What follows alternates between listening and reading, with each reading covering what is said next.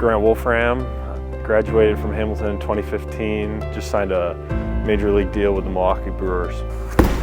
Man, some memories. We won a lot of games when we were there and won the conference my junior year, I believe, and won a district my senior year. Came up short in the regional championship game, but we won't talk about that.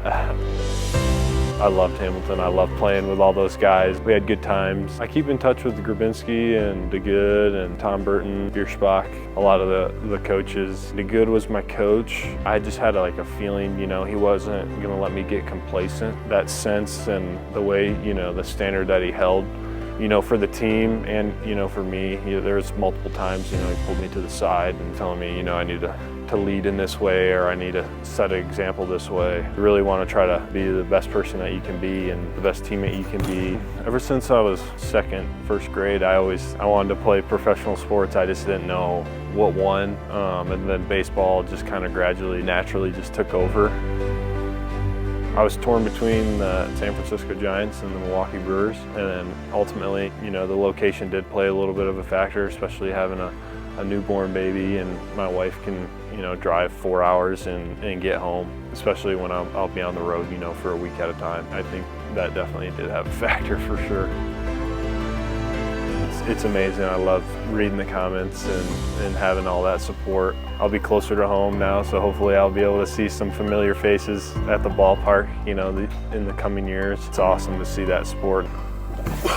Hard work's not over, I want to play 10 years in the big leagues. That's the goal, win some World Series, and we'll see if that can happen. It'd be hard to say, it's just another spring training when it's not, because I'm going to be on the roster now at this point. But yeah, I'm going to just try to treat it, as another spring training the best I can. It's going to be my 7th one, I think now, and it'll be my second big league camp.